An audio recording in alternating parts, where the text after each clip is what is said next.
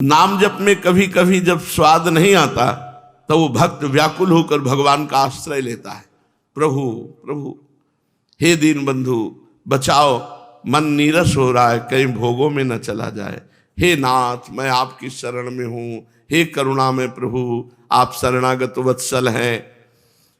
उसी समय मैं उसे निर्भय निश्चिंत निशोक करता हूं। अब नाम महिमा सुनिए। सीताराम ओंकारनाथ दास जी महाराज बहुत ही नाम प्रेमी महापुरुष हैं, वर्णन कर रहे हैं। भक्त कहता है, प्रभु आपकी नाम महिमा सुन करके मेरी बुद्धि बहुत प्रबल होती जा रही, प्रखर होती जा रही है। नाम जप करने वाले के साथ मैं हर समय रहता हूं और उसकी रक्षा करता रहता हूं और उसे अंदर ही अंदर आनंद प्रदान करता रहता हूं। ये नाम जप विशुद्ध आनंदमय मार्ग है।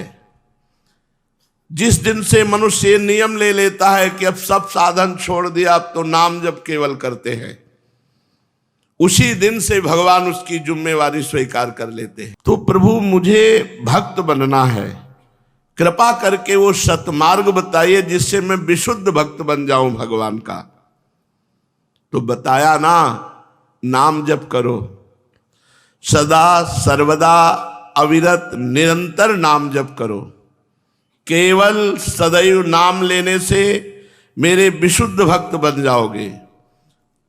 अखंड निरंतर नाम लो। इस कलयुग में नाम जप के सिवा नाम संकीर्तन रूपी महायज्ञ की महती कृपा के बिना और कोई साधन नहीं है कि तुम्हें दिव्य धाम, दिव्य नाम, दिव्य रूप, दिव्य लीला की अनुभूति करा सके। इसलिए नाम संकीर्तन, नाम जप जो अविराम बिना रुके निरंतर करेगा वो मुझे प्राप्त कर लेगा। संशय मत करना, नाम संकीर्तन जहां होता है मैं वहां विराजमान रहता हूं। आप राधा राधा गा रहे हैं, प्रियालाल विराजमान है। यकीन करो, सुंदर विघ्न रहित मार्ग प्रभु का नाम जप है। नाम जप के मार्ग में ना तो किसी प्रकार का भय है, ना पवित्रता का विचार है, ना कोई भूल है। आगे चलकर देखना तुम नाम जापक, पुलक, अश्रु, रोमांच, कंपन, स्वेद, अंगवृक्की आदि मेरे ये भाव तुम्हारे शरीर में जागृत हो जाएंगे जब अविरल निरंतर अखंड नाम जप करोगे। सुनो, किसी भी विशेष वस्तु का स्वाद जब मिलने लगता है तो उस वस्तु में प्रियता हो जाती है। अभी प्रारंभ में तुम्हें नाम का स्वाद नहीं मिल रहा, इसलिए नाम में प्रियता नहीं हो रही। जपते रहो। जहां पाप नष्ट हुए, हृदय निर्मल हुआ और आनंद मिला, भगवदानंद, तो उस स्वाद के कारण तुम रात दिन नाम नहीं छोड़ पाओगे। तुम्हारे पास मैं खड़ा होकर तुम्हारी भाव दशा को निहारता रहूंगा। तुम मेरे वचन सत्य मानो। जो मेरा नाम जप करते हैं, मेरा सुदर्शन चक्र सदैव उनकी रक्षा में रहता है। जैसी भी स्थिति वाणी की हो, हृदय की हो, शरीर की हो, हमें बिल्कुल चिंता नहीं करना। बस चिंता एक बात की करनी कि हमें वृंदावन नहीं छोड़ना। दूसरी बात दूसरे श्लोक में कह रहे हैं कि मुझे ऐसा बना दो कि मैं वृंदावन न छोड़ूं। क्योंकि अगर साधना बोले, गंगा किनारे बहुत ज्यादा भजन होता था, अमुक जगह बहुत साधना बढ़िया होती, शांत एकदम एकांत, कोई बोलने वाला नहीं, कोई हलचल नहीं, गंगा की धारा, रेती पे बैठे निरंतर भजन कर रहे। तो भजन का लोभ हुआ तो धाम छूटा ना। नहीं चाहिए हमको ऐसा भजन। हे वृंदावन, मुझे कामी बना दो, मुझे दम्भी बना दो। ये ऐसा कौन मांगता है? मुझे अहंकारी बना दो, जिससे मैं समझूं कि मैं नीच पुरुष कभी अपना उद्धार नहीं कर सकता, और हे वृंदावन धाम आपका आश्रय न छोड़ूं। तो बोले, होगा क्या इतना वृंदावन धाम में दम्भिक, पाखंडी, कामी, अहंकारी बन करके रहने से? बोले, श्री जी देख लेंगी। मृगनयनी श्री लाडली जो महाराज का महल है, कभी तो टहलते हुए वन विहार करते हुए देखेंगे, अच्छा ये नीच पुरुष हमारे धाम में पड़ा है, हमारे आश्रित। बस एक दृष्टि राधा कृपा कटाक्ष करोड़ों मोक्षों को भी तुच्छ कर देने वाले आनंद की प्राप्ति कराता है। जो राधा कृपा कटाक्ष है ये करोड़ों मोक्ष सुखों को भी लघु कर देने वाला है। तो बस श्रीपाद कह रहे मेरी एक आसक्ति है, वृंदावन धाम को कभी न छोड़ूं, अपने में कभी सद्गुण न देखूं, तभी मैं आश्रित बना रहूंगा। अपने में जब दोष देखा जाता है तो हार जाता है उपासक। हारा हुआ उपासक ही नाम धाम का आश्रय लेता है। सुनेरी मैंने निर्बल के बल राम, अपबल तपबल और बाहुबल चौथो बल है दाम, शूर किशोर कृपा ते सब बल हारे को हरि नाम। नाम और धाम का आश्रय जो हार गया है वही ले पाता है। जिसको संयम नियम ये सब तो भाई बलवान है, कहीं भी अपना कल्याण कर सकता है। ऐसा सौभाग्य कब होगा कि वृंदावन में घर पर माने रज का पात्र, रज के पात्र को लेकर स्वपच आदि ग्रहों में भी, स्वपच आदि के ग्रहों में भी भिक्षार्थम, भिक्षा के लिए मैं आवाज लगाऊं। यहां ब्रजवासियों में कभी जाति पक्ष न देखे कि ब्राह्मणों के घर कौन से हैं, क्षत्रियों के घर कौन से हैं, ऐसा नहीं। भ्रमामो भिक्षार्थ स्वपच गृह वीथी सुदिनसा, उन गलियों में जहां स्वपच रह रहे हैं वहां मांग कर खाऊं। वही रसिक ब्रजवासी जनों की जो जूठन खा करके भजन करते हैं और कभी ब्रज वृंदावन का त्याग नहीं करते, वही बड़े हैं।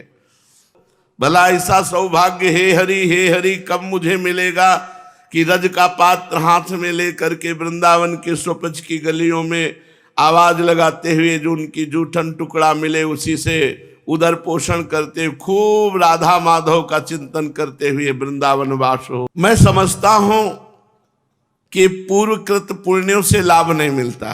पुण्यों में इतनी दम नहीं कि धाम वास करा दें, ब्रजवासियों की जूठन खाने का सौभाग्य मिले।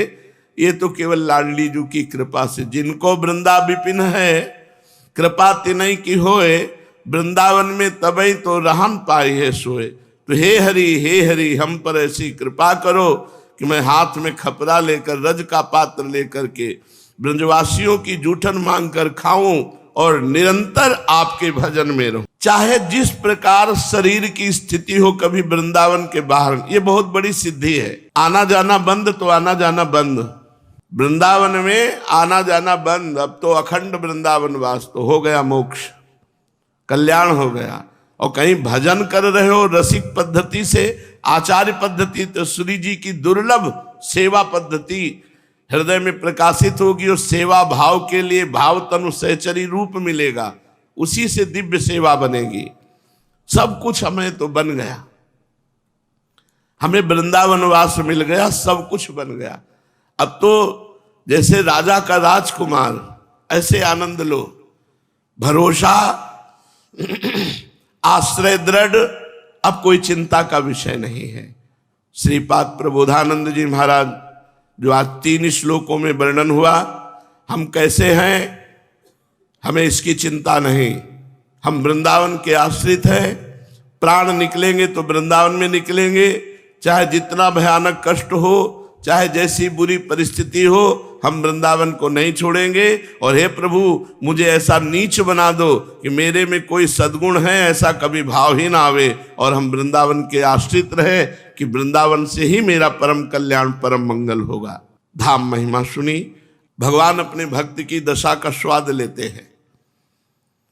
जैसे सुतीक्ष्ण जी महाराज ने जब सुना कि भगवान रघुनाथ जी पधारे तो भाग पड़े, किधर किधर प्रभु हैं, कहाँ प्रभु हैं, कहाँ राम लक्ष्मण हैं। व्याकुल हुए, नहीं दिखाई दे रहे, क्योंकि प्रभु वृक्ष की आड़ में हो गए थे। बस वहीं आसन लगाकर बैठ गए।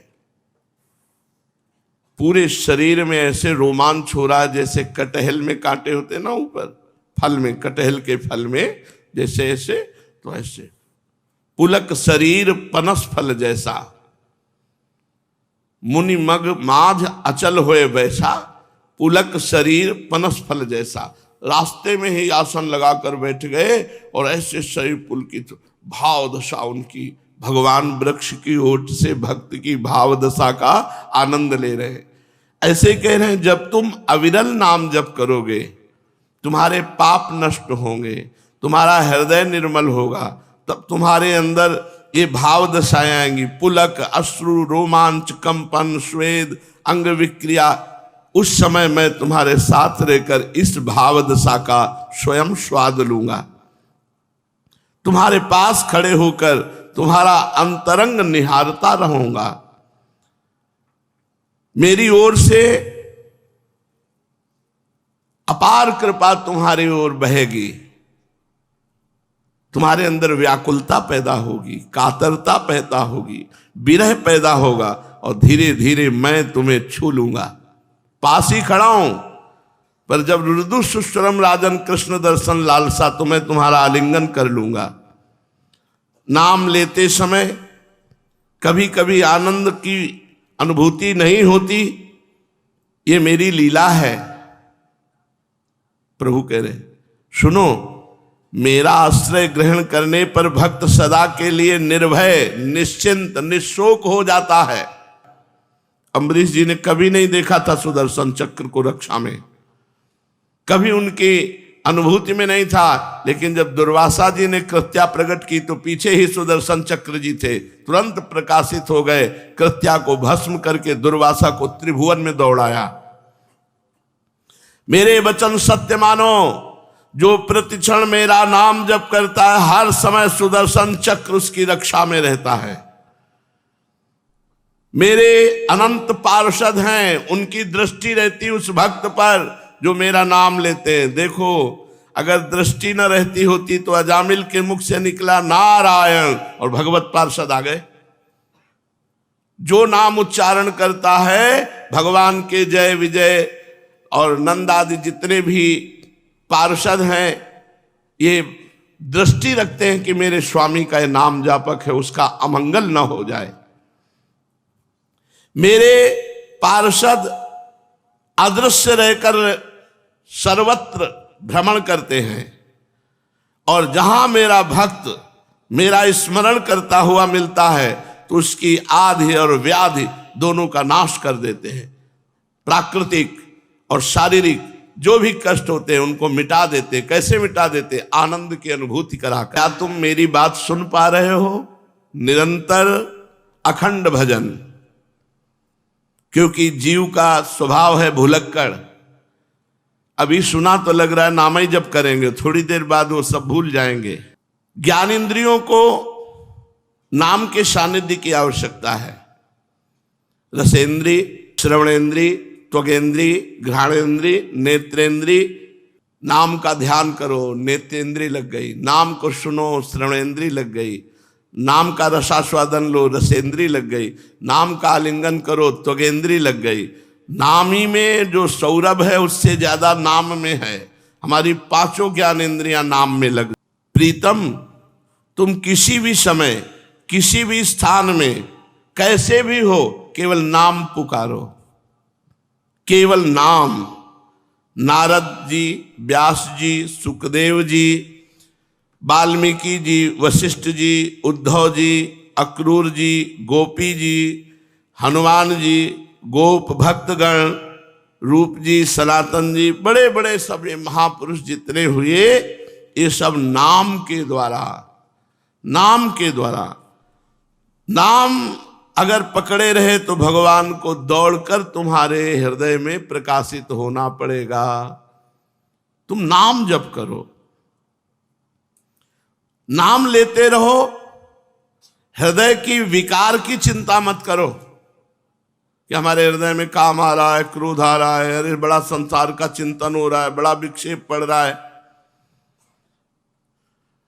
मेरा आसन तुम्हारे समीप है, तुम विषय चिंतन कर रहे हो इसलिए मुझे नहीं देख पा रहे। तुम्हारे हृदय कमल में ही मैं हूं। तुम थोड़ा मेरे लिए कष्ट सहो, भगवान चाहते हैं तुम थोड़ा मेरे लिए कष्ट सहो। हृदय जल रहा है, बड़ी प्रतिकूलता है, कहीं आनंद नहीं लग रहा, फिर भी नियम से नाम चल रहा है, ये भगवान देखना चाहते हैं। जब मैं देखूंगा कि तुम मेरे लिए कष्ट उठा रहे हो, भगवान ने श्रीमद् भागवत पुराण में वर्णन किया है कि जो मेरे लिए सुहृद संबंधियों का त्याग कर देता है, मेरे लिए इंद्रियों के समस्त भोगों का त्याग कर देता है, जो मेरे लिए ही अपने जीवन को समर्पित कर देता है, मैं उसको भला कैसे छोड़ सकता हूं। मेरे लिए इतना कष्ट उठाओ तो मैं तुम्हें अपार प्रेम करूंगा। कष्ट में पहले भजन शुरू करो, कष्ट में जीवन में, अव्यवस्थित जीवन में भजन, फिर भगवान देख लेंगे।